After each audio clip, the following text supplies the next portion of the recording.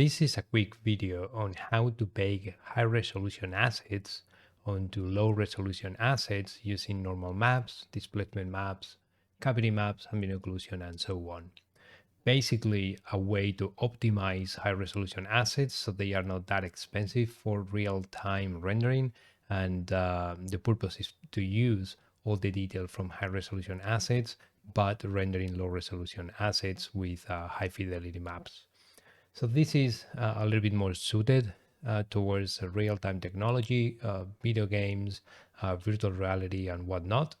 It is not something that we usually do in visual effects, although it could be a good practice, especially these days. Having like crazy visual effects shots with potentially hundreds of assets. It might be also a possibility to use these kind of techniques and workflows in traditional heavy visual effects work. But again, this is a little bit more for real-time rendering in general. So I'm going to explore a few different methods. I believe 4. One of them, it would be using the all good XNormal, which is a free software. It's been around for many years and it still works fairly okay, I would say. So that will be my first option. Then we can explore Substance Painter for baking high-res assets into low-res assets. I'm not a big fan of Substance Painter for this task. I don't think it's as good as the other alternatives, but if that's the software you have, you can use that one as well. Then we're going to take a look at Marmoset Toolbag, and that one is by far my favorite tool for this kind of job. It is the fastest, it is the most reliable, and it's very easy to use, and it also can be personalized quite a lot or customized quite a lot. And finally, we're going to take a look at Blender. Blender, like the vanilla version of Blender, it's actually quite bad for doing for baking high res into low res, but there is a free add-on done by Daniel. What's the name? Let me take a quick look. So that would be Daniel. I think if I do Blender, Daniel.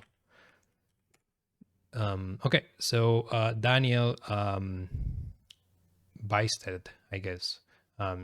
Sorry if I'm not saying the name correctly, but he's done a beautiful add-on for Blender that can handle all of these much better than using vanilla Blender. So let's take a very quick look at XNormal. Next, XNormal, again, is a very old software, but it still works. I think they don't develop this anymore, but I'm not sure. I mean, here it says 2005, 2017. So I don't know if this is not updated or it means that they just stopped updating the software in 2017, but it still works. So why not? So let's start by clicking on high definition meshes. And here we need to add a mesh. I think it is reading whatever I had here before. I don't know if you can change that. But anyway, otherwise you can just get rid of that. And here in my folder, I have a bag. This is just like a rubbish bag, basically, like a garbage bag. So I have a high poly and a low poly. So I'm going to drag and drop my high poly. Then I'm going to go to low definition meshes. Same deal here. I have this one from before, so I'm just going to delete that one and just drag and drop the low resolution version of that one. Cool. Then we need to go to baking options. And in here, we need to select, first of all, the output for my bakes. So I'm just going to create a folder that I'm going to call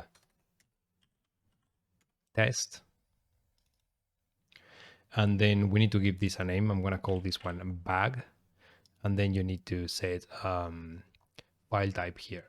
So let's use, let's say PNG, but of course you can use whatever you want. Just going to use PNG because, you know, it's quite reliable, it's good, compression is good, and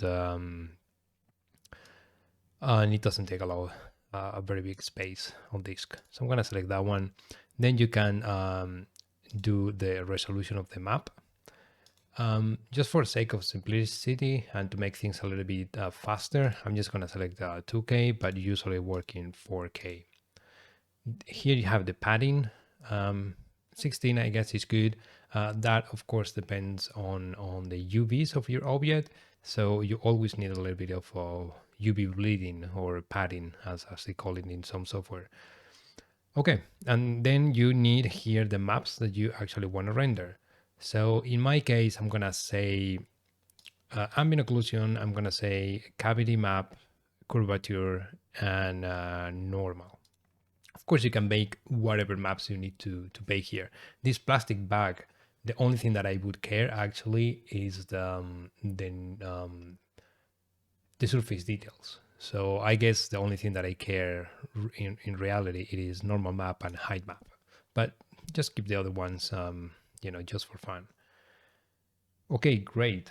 Now we go to tools, and here I'm going to select ray distance calculator. So this is going to calculate the distance between the high resolution surface and the low resolution surface. I'm going to click here, and now I'm going to click on go.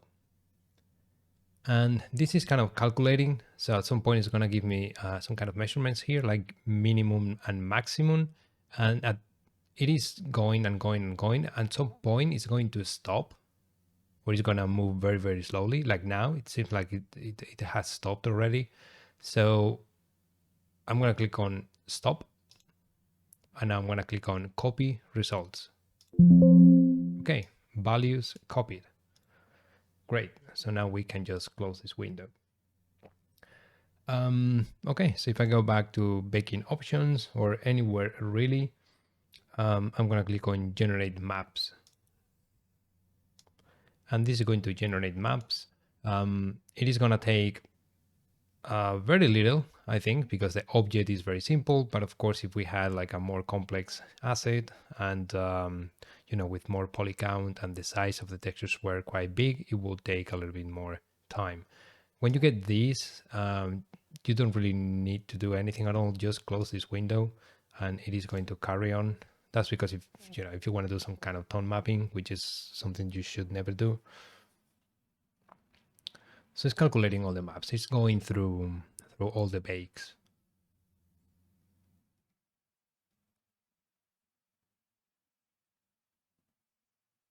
Some maps are more expensive than others. Like ambient occlusion is usually quite expensive compared with, let's say, a normal map. So just bear that in mind. I mean, do not bake maps that you don't need. I'm baking something like ambient occlusion, which is something that I never use. Well, at least in visual effects, I never use. I guess in real-time rendering, you might want to use it a little bit.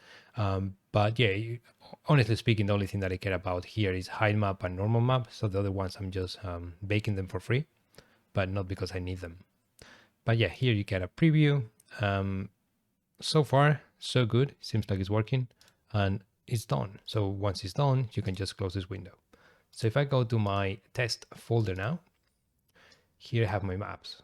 So if I take a look at my normal map, it looks okay. Same with displacement map, but usually you would probably want to remake displacement map using a 32-bit DXR format. But yeah, just doing PNGs here for all of this. So this is it really. And then you can close it here. We can test perhaps the normal map. That again is the only one that I care about. So let's import this quickly in Blender.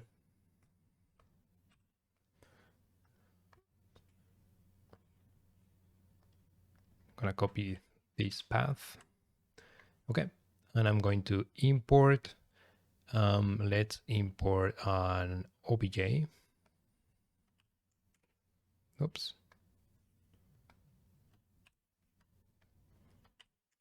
Okay, and that will be the bag low. It is quite big. This scale is definitely off.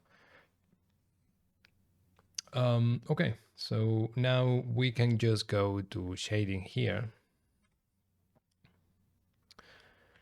And yeah, if I select this object, it has this material, or you can create a new one if you want to. But this is just a principal shader, so this would work for me. I'm gonna take my base color all the way down. So this is like a black, black plastic bag. That was hard to say. Okay, and now maybe we can just create a normal map here to see if everything works. Normal map. Oops. There you go. Let me connect this one to the normal, and then I'm gonna need an image. Okay, let me open the image, which is this one.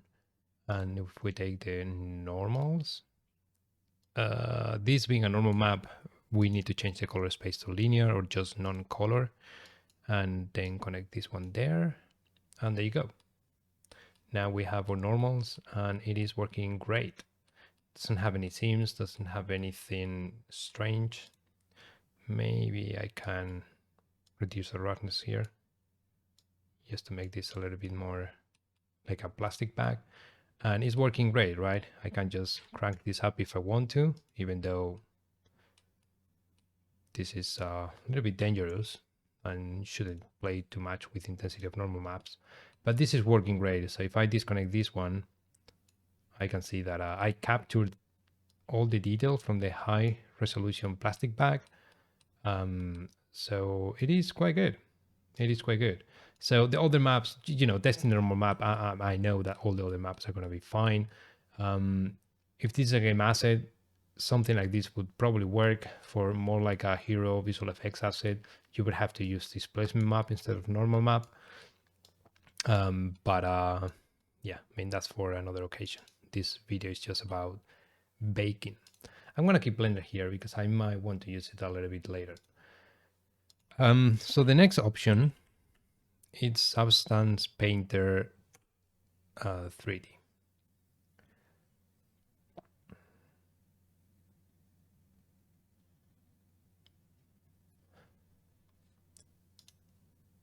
So basically, you just need to create a new scene. By the way, you can use Designer for this as well, but let's just use this one now. So I'm gonna select the back low resolution. I'm gonna create a 2K project. And now I have it here.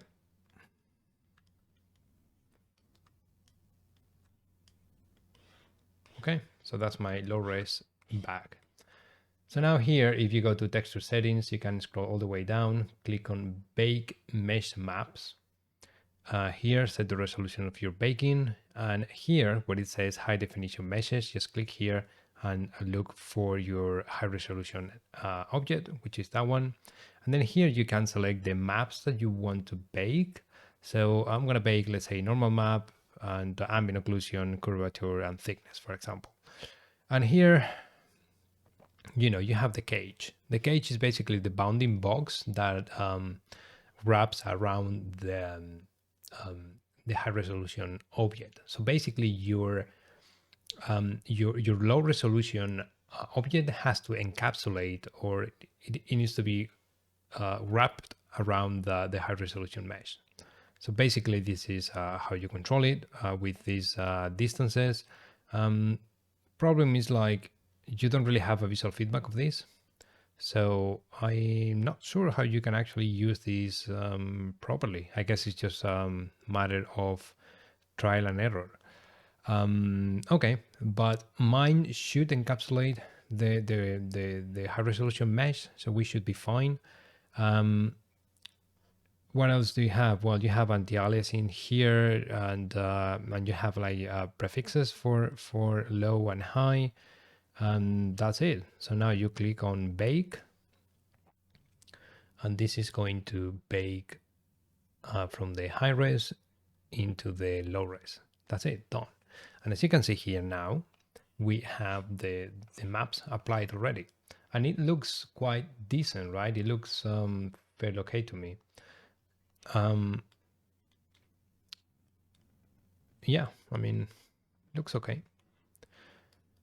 So from here, you can just export the textures. So I'm going to do File, Export Textures. And what you can do, well, of course, if you need to do some painting in this software, in Substance Painter, you can do it, and then you can reuse these maps to drive your materials and your shaders and your textures inside of Substance Painter. If you just want to export the maps, then basically you select an output here, plastic bag. I'm gonna create a new folder here, maybe called Substance Painter.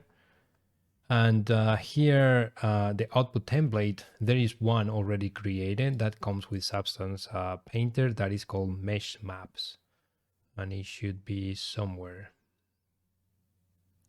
Mesh Maps, there you go. Then you select the resolution. Sorry, not the resolution, the file type. So I'm gonna choose just PNG and 16 bits. And then the size that is based on the texture set size and that we created at the beginning of the project. So that will be 2K. So I'm gonna export and that's it, done. So if I go to my folder, Substance Painter, here I have the maps. So usually something that I experience when doing this in Substance Painter is that it looks fairly okay. I mean, it looks fine, right? When I look here, it looks good. But then when I test this in a 3D software, I'm just going to do like duplication of that one. I'm going to select the new normal map. And I'm going to connect this one here. Whoops, we need to change the color space to normal, otherwise, or sorry, to non-color, otherwise this doesn't work. Okay, this doesn't look any good now. Did I select the right? Yeah, normal. Oh, sorry, I need to connect to the normal map, of course. My bad. Okay, that's good. Yeah, but yeah, there you go. So you see, now we're getting a seam. So this is something that I experience quite a lot in Substance Painter, even though the seam, it is not visible here. We don't see a seam in Substance Painter. So where is that seam coming from? I have no idea, honestly. But that only happens to me with Substance Painter. It doesn't happen to me with XNormal, it doesn't happen to me with Marmoset, and it doesn't happen to me with Blender. So, should I blame Substance Painter for this? I don't know. Maybe there is something else that needs to be done in order to get this properly in Substance Painter. But if I use 4 different software to do the same task and Substance Painter is the only one that complains, well, then I don't want to spend, or I don't want to waste any of my time. I will just use the other software, as simple as that. And XNormal works great. Substance Painter doesn't. So yeah, I'm not going to use Substance Painter for this. By the way, there are many other software that you can use for doing bakes.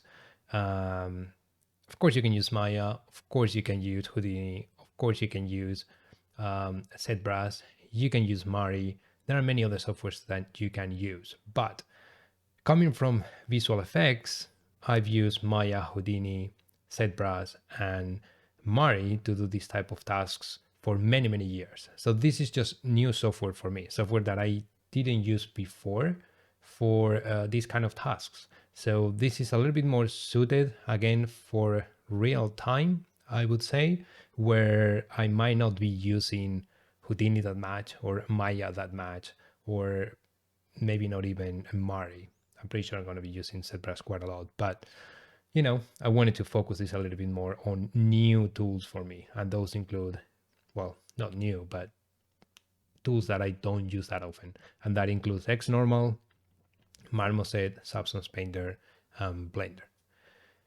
Okay, so let's have a look now at Marmoset. Okay, so Marmoset.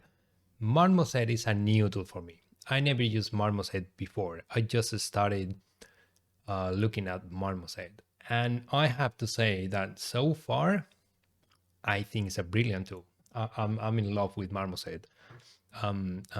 expect more videos from me because I'm really liking it. It is a shame that we don't use it in visual effects, or at least I never been exposed to Marmoset. In none of the studios that I ever worked in my life use this tool because, yeah, I guess it's more suited to video games and real time in general.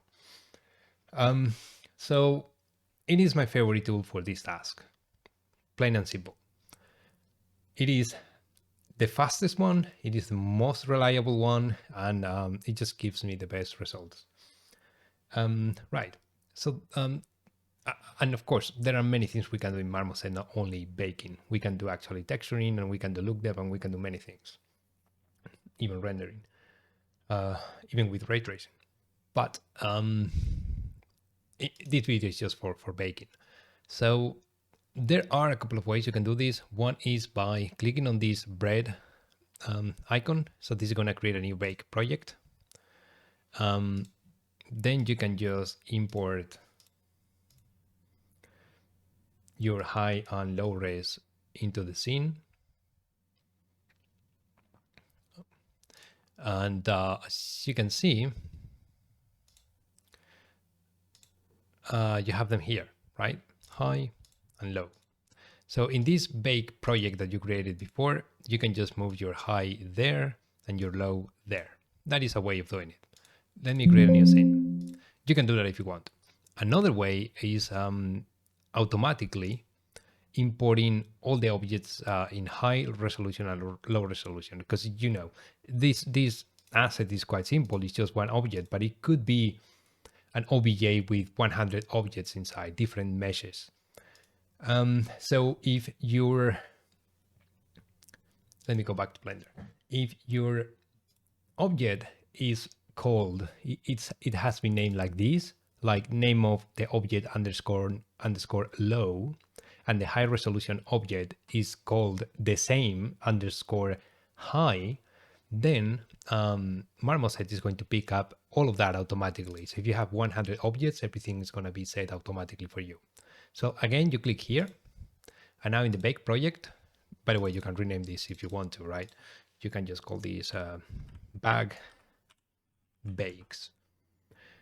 With this selected, you can just click on load and select all your objects. Well, this case two, but you know, you can have multiple objects inside. And when you click on open, automatically it's going to add the objects into the high and low options of the bake, which is great. It's very, very fast to do complex objects. Cool. So now, something that I usually do when I select the low one, the low version, and I usually disable this auto bake and set it to none. So if I change settings, it doesn't start baking automatically. That's good to do, especially when you have a complex asset that potentially can take a little bit longer to bake. Okay, then we have the cage. Same thing we had in Substance Painter, but here we have a visual feedback. So as you can see, by the way, if I go to my baking project, here you can show and hide the high resolution version.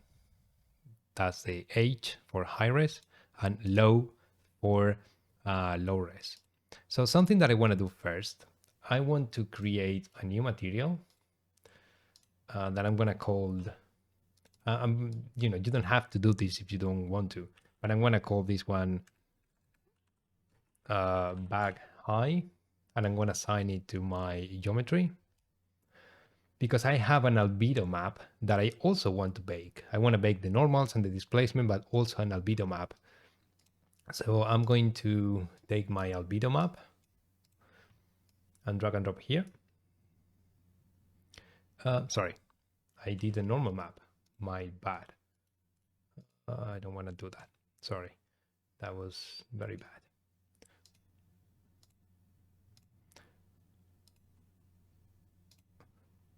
It was the albedo. Okay, so now I have an albedo.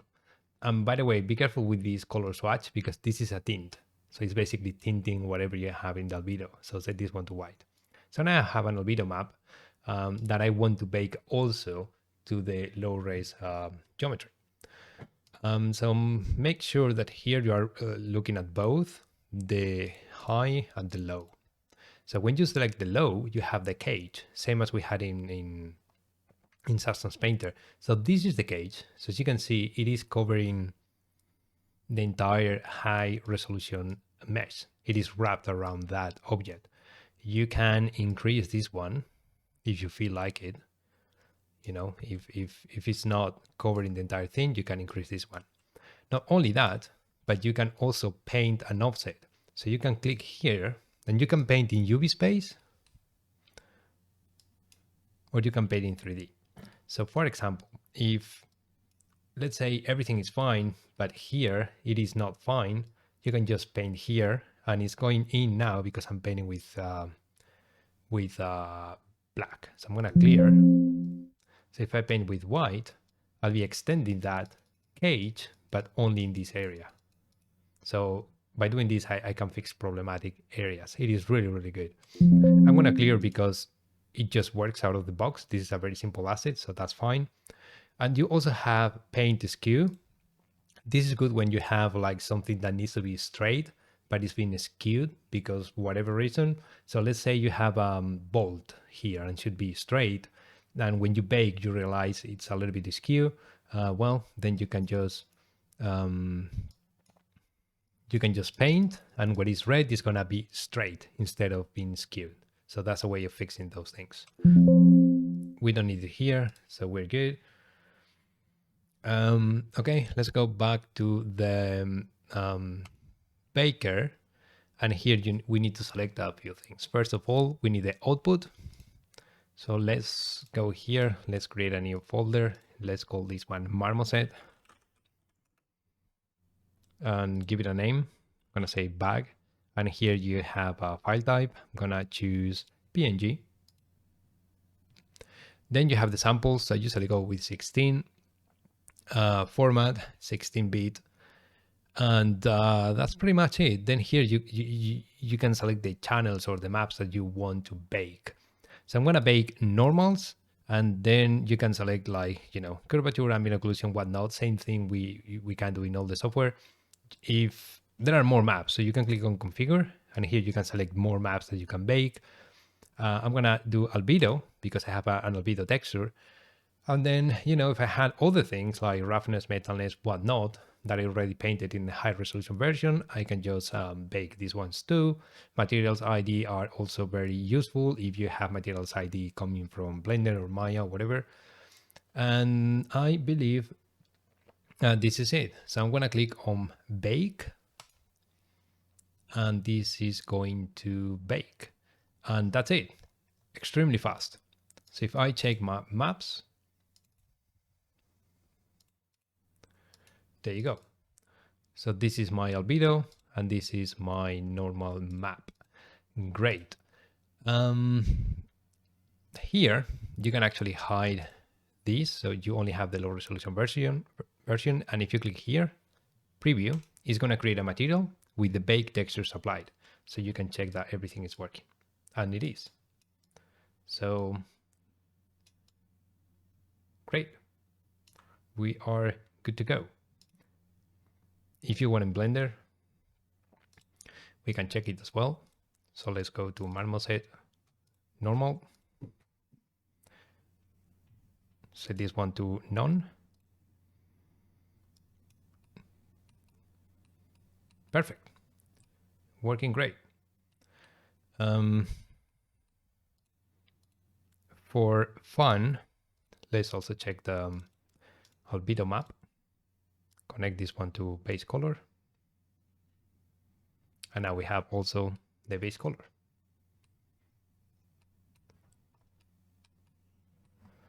Great, fantastic. Let's have a look now at how we can do this in Blender. So again, Blender has capabilities to do baking, but it takes a little while to set up. and it works quite well. It is reliable, but the setup time is just insane. But it can be done, okay? So I'm pretty sure you can Google it and you will find plenty of tutorials doing that. I would say it's quite painful, so I don't want to do that. But there is this add-on by Daniel Beatstead, sorry, and I really apologize for that. But it is free. You can, of course, donate a little bit of money, and maybe he can keep improving Blender tools. So let's just import the high res and low res as usual. So let's go to File, Import, and let's import an OBJ.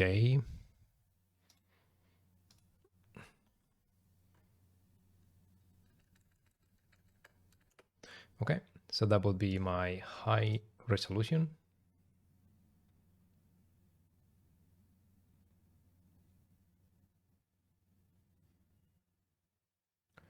Takes a little bit to open this one. There you go. So we have the back high.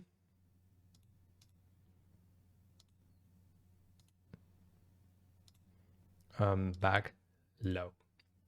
Okay, so low and high. Let's keep both of them enabled for now. So now, once the add-on has been installed, you have this menu here, this palette here called BBB. You can expand that. And here you have a bunch of options. So first one is this guided UI. If you disable that one, you would have like a lot of, I guess, useful settings. But most of the time, you don't really need to go that deep. So just keep that one there, and then it's a little bit easier.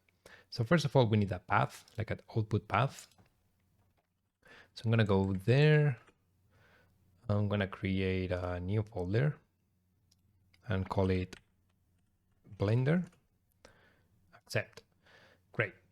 Then you have the resolution. So for now, I'm going to say 2048 by 2048. Resolution, this is a multiplier of the resolution, so I'm going to keep it 100%. And this is the name option. So that would be the bake pass type plus collection name. So that would be like normal underscore the name of collection, like normal underscore bag, for example. Bake settings, this is quite important because this tool allows you to do a couple of things. I want to show you later, but what we need to do here is high res to low res. So this is going to bake the details from the high resolution asset or object into the low resolution asset or object. Here we have the same thing. We have the cage and then we have the extrusion. So again, this is a little bit of a guess. So I'm not really sure. I'm going to say this one to 1. We don't really have a visual feedback for this. I don't believe we have it. Maybe we do, but if we do, I don't really know how to do it. So I guess it's just a guess. So I'm going to set this one to 1. Then we have also sampling. So, I'm going to set that one to, let's say, 2. And then here you have also like multiply of the sampling in pixels. Okay, cool. Then you also have this skew normals method. I haven't tested this really, but it is the same thing that I showed you before in Marmoset, but the difference is like we don't really have a visual feedback here. So I guess, again, it is a matter of testing. Then image file setting, I'm gonna set this one to PNG, RGB 16-bit with no compression. Then we need to create a bake collection. So I'm gonna click create bake collection, and you can rename that one and call it maybe bag. And you need to add here the low resolution objects. So I'm gonna add my bag low. Next thing, we need to add bake passes. So I'm gonna click here, and these are basically the channels that you wanna bake. So I'm gonna bake normal. And if you want to add more, you just to add bake pass. Maybe I can add ambient occlusion. And if I had connected my original albedo map, then you just need to add a base color. But I don't have it right now, so just keep it like that. Or actually, just for showing you, maybe we can hide this for a second. Select this one, set this one to shader editor, and I guess we can do something like let's do, well, yeah, let's connect the image, why not? So this would be our image. That would be the albedo. Connect this one to the base color, and let's see if this works. It does, right? Okay, so let's bake the albedo map, and let's do not bake the ambient occlusion because it takes a little bit longer. So we're baking normals, and we're baking base color. Great. Add all the passes that you need. It is the same process. Okay. What else? Now we need to click on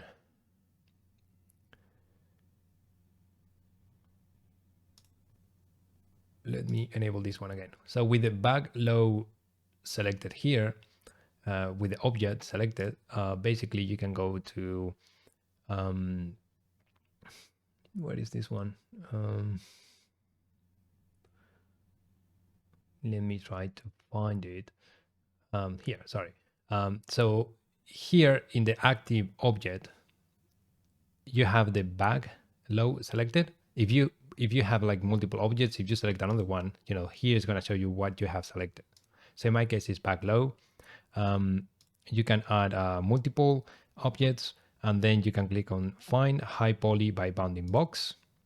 You want to look in this scene in world space, and it found a back high.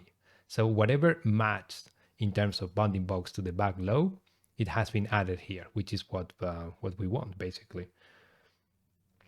And now we can just click on bake the collection, or we can bake an individual object.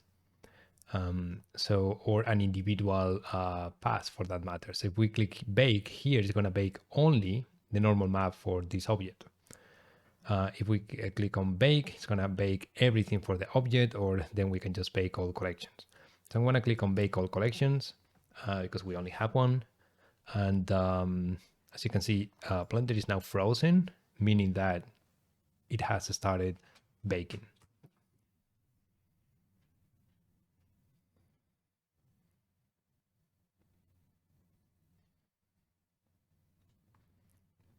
It is not as fast as other solutions, but quite convenient to not leave Blender if that's your main tool.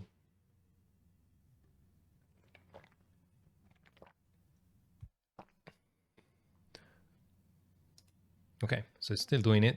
I think it baked already something. So if I go to Blender, yeah, it has baked already the normal map. So I guess it is baking the base color now.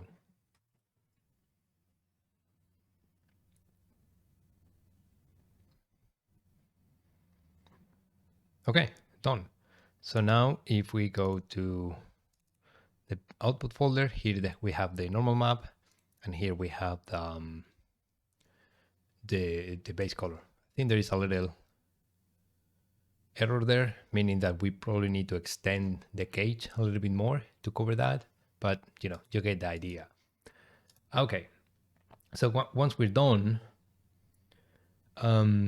we can click on, there is a very nice option here, which is similar to Marmoset, which, let me see if I can find it. I think it's,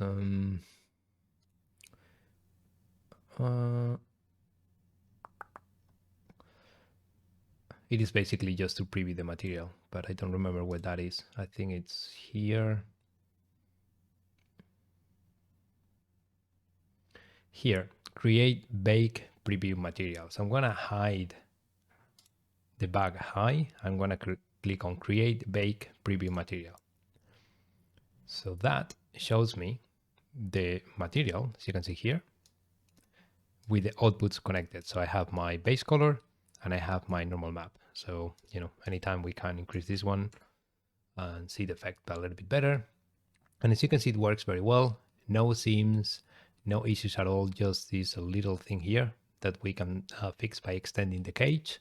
But aside from that, it works very, very well.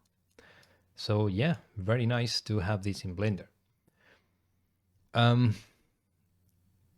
Another thing that you can do with this tool, which is quite neat, I'm gonna get rid of that material and maybe create a new one. So if you have a complex shading network, which in my case is not gonna be complex, I just wanna make something quickly. Maybe I can go to texture brick and connect this one to my base color. But let's pretend you have like 100 nodes here in your base color, roughness, specular, normal maps, displacement, whatever, right? You have a complex network and you want to bake that into textures. You can use this tool for that as well. The only thing you need to do is you need to change the workflow. Instead of high res to low res, just choose low res surface. So it's basically going to bake this surface shader. And kind of the same thing, you can select the bake passes as you want. And in my case, I only have the base color, so I'm going to bake only the base color. And and that's it, basically. So I'm going to click on bake. Should take a little bit less now, I assume, but basically it's going to take this procedural and put it into a UV space, which is great.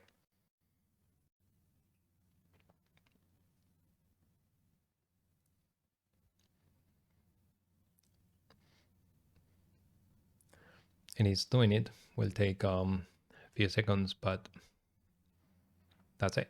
It's done. So now if we check the folder again, now our base color has this baked into UV space. I mean, this weird thing is because the UVs have a little bit of distortion there, of course. And here, well, because the texel density is just like smaller here than there, but it has done a pretty good job. Okay, that's it, really. Hi, this one.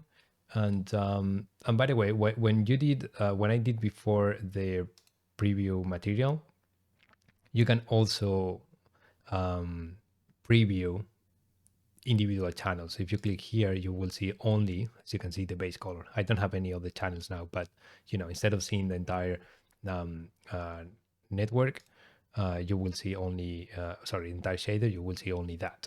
And basically under the hood, what it does, it creates an emission connected to the surface, an emission shader connected to the surface of the material with this applied. And when you go back to the preview material, it goes back to the principal material. Okay. So this is it. 4 different solutions for baking high-res assets into low-res assets. I hope this is useful for you. But again, I'm just kind of learning these things for real time. Again, this is not something we do in visual effects, but it's very common in real time and video games.